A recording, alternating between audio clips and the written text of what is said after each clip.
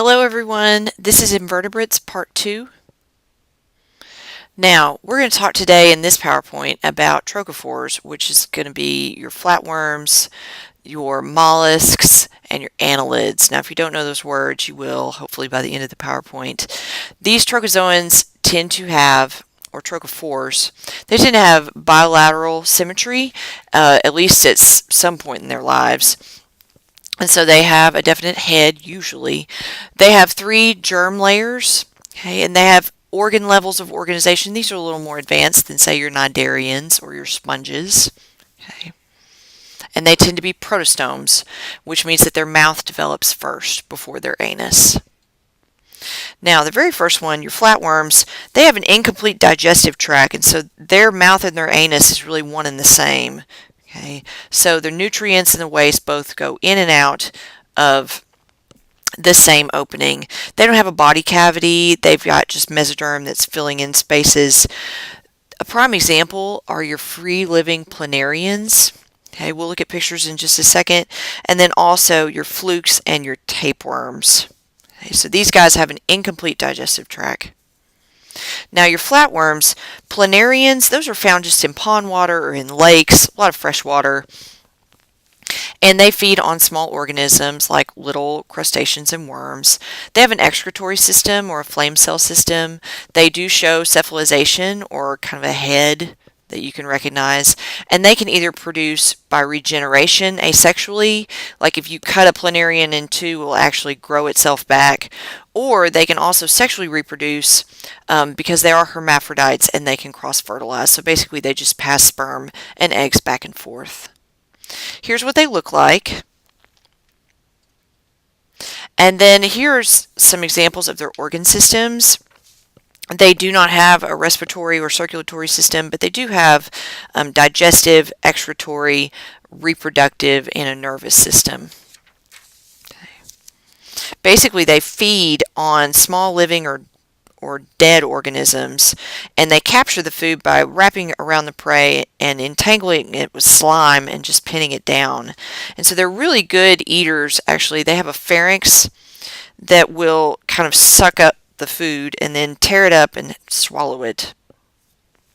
Now, tapeworms are parasites. You may have heard of them. They can be a few millimeters long up to 20 meters long, and they live in a host. They can be really hard to get rid of without the proper medicine. And they have a tough outer tegument that basically keeps the tapeworm from getting digested by the host. They have a scolex, which helps them attach to the insides of the small intestines in a human. And then they also have proglottids, and the proglottids have eggs. Here's the life cycle of a tapeworm. The first step are humans will ingest meat that contains like bladder worms. Okay, and bladder worms are just larvae. And then the bladder worm will attach to a human intestine where it will grow into a mature tapeworm. And as it grows, it will eventually have more eggs, and the eggs will be shedded out into the feces of humans.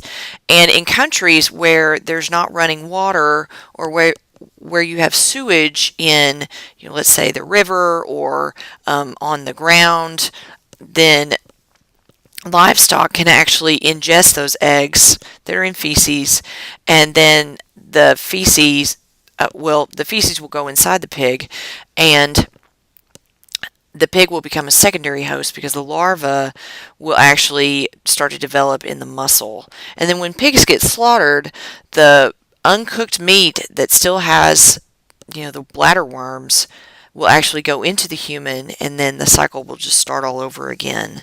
So when humans eat infected meat that's not been properly cooked, the bladder worm is going to break out of the cyst and attach itself to the intestinal wall and then grow to adulthood, and then the cycle just starts all over again. Tapeworms primarily are found in pork. That's not just to say that they can't be found somewhere else, but pork that's undercooked or very rare, that's really the biggest risk as far as finding tapeworms. Now, flukes Flukes are also parasites, and they're named for the type of vertebrate organ that they inhabit, either the blood, the liver, the lung, places like that. Flukes can be really dangerous. Blood flukes that happen, all over the world. Basically, there's a disease called schistosomiasis that kills about 800,000 infected people every year. Okay, so flukes can basically stay in your body, for a long time. There are parasites. They do have two suckers, and one for feeding and one for latching on. And they do have muscles and excretory system that's real similar to flatworms like planaria. They're hermaphrodites, so they can exchange eggs and sperm back and forth. Okay. You don't have to know their life cycle, though. Now, mollusks, we're going to skip rotifers, by the way, so don't worry about them at all. Mollusks include like slugs and snails, squid, okay, scallops, and octopus, things like that. You've probably seen lots of mollusks in your life or at the beach. Okay.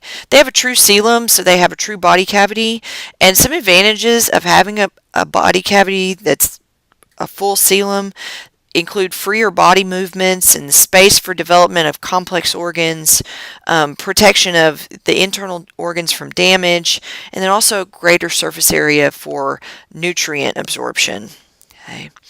They have 3 full germ layers. They have bilateral symmetry. You can usually see the head on a mollusk. They have very good senses. They have organs and a complete digestive tract.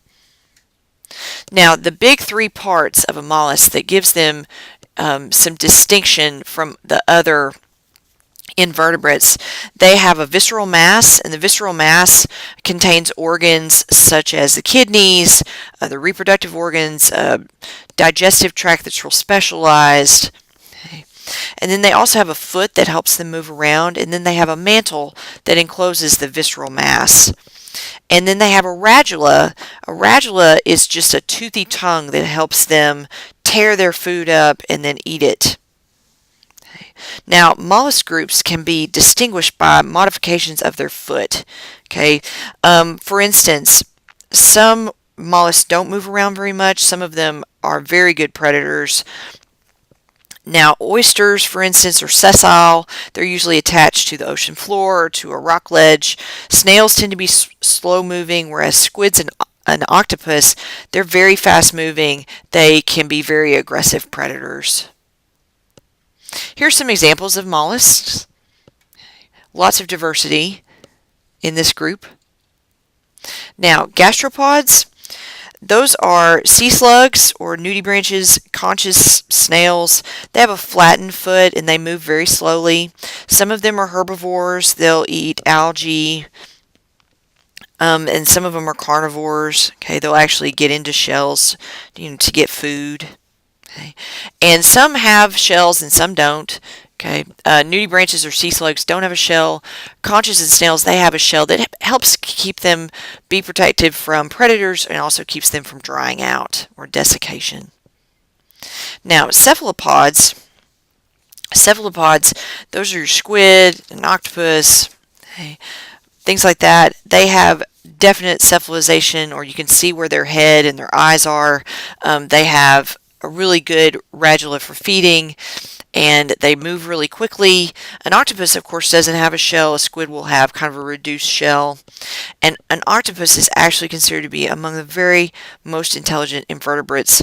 You can get on YouTube and see all kinds of videos about an octopus escaping through tiny little holes. It can get itself out of jars. Okay, stuff like that. I put one video online for you to watch. Okay, and there's a link on this Moodle page. Okay. They do have dark ink that help them, escape their enemies. The octopuses do. Okay. They have a very well-developed brain, most of them. Okay. Here's some examples right here. You have snails. There's a squid. Just what it looks like on their insides. You don't have to know details. Now, clams, oysters. These are a little more simple. Okay. They're 2-part shells. They're secreted by their mantle. They are filter feeders. Okay, so they will just suck water in and then get the food out that they need that way. They have a visceral mask where they have a reduced coelom. They do have a shell that's made out of protein, calcium carbonate. Okay. Um, so they do have separate sexes. Okay. Here's the inside of a clam. It's actually more sophisticated than what you would think. It does have hearts with chambers, kidneys, it does have a stomach, things like that. Now, annelids are your earthworms, okay, for instance, and they have a specialized digestive tract, a closed circulatory system. They do have a brain, okay, and an excretory system.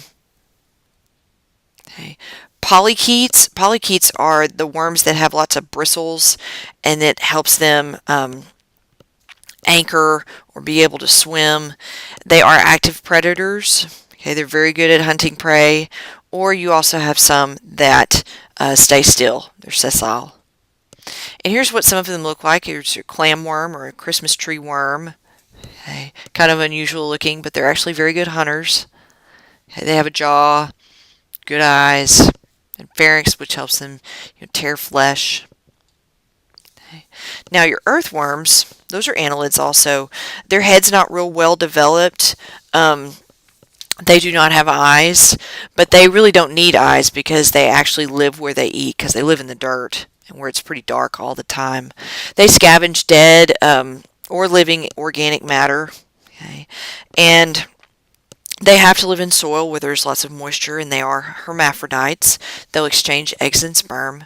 And they have lots of segments. Okay. And here's what kind of the inside of an earthworm will look like. This is a cross-section piece of an earthworm. Here's what they look like, if you were to find them in the dirt down at the very bottom.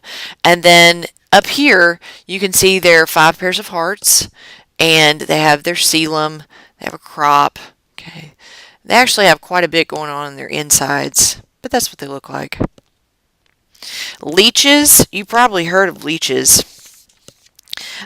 Leeches, actually, most of them live in freshwater, and some are free living. A lot of them are fluid feeders, okay, that attach themselves to open wounds. They have something called hirudin, which prevents blood coagulation, which helps keep the blood flowing, and it actually prevents clotting. Okay, so that's one reason why leeches are very good at sucking blood. Okay, the hirudin prevents clotting in the host. Now, roundworms are just a little bit different. They have a pseudocoelom. They have a body cavity that's incompletely lined by mesoderm. Some are free-living. Other ones are host-specific. They're parasites. They have to have something else to live on. Now, roundworms, those are typically parasites in humans or pigs. The females tend to be very, very much egg-laying. Okay, the females can produce about 200,000 eggs a day. Okay, and the eggs are passed through host feces and can develop into a new worm in about 2 weeks or so. And the eggs need to enter a new host's body. A lot of times it's through uncooked vegetables, or vegetables that haven't been washed very well, or also through dirty fingers or ingested fecal material, and they'll hatch out in the intestines. Some examples of these roundworms: Trichinella spiralis, that will actually live in undercooked pork, okay, that's got larvae in it, and when the pig is slaughtered, humans can basically ingest that, and it will actually migrate out of the intestines and form these cysts in the muscles. Pretty scary. And people that have trichinosis, they tend to have fatigue and fever, muscle pains, itchy skin, and some digestive disorders. Elephantiasis is actually carried by a filarial worm, which is carried by a mosquito, and it migrates into the lymphatic vessels, and people that have elephantiasis tend to have a lot of lymphedema. They have to have bed rest, elevation of their limbs. They tend to have a lot of swelling in like their arms and legs. And then pinworms and hookworms, those can cause a lot of problems in children. And pinworms and hookworms, they tend to get picked up like in places where children congregate together, like daycares or schools. Hookworms, basically the larva will enter through the skin and travel through the bloodstream and enter the lungs. And hookworms can be also delivered through pets, like the dirt where stools deposited, little kids that eat contaminated soil, things like that. Pinworms tend to affect only humans. Pinworms typically are spread through inadequate hand washing, things like that. Okay. And this is what a roundworm kind of looks like. Okay, there's the insides. There's trichinella, and it's actually in a cyst form. This is a muscle. Okay, so they tend to get in the muscle.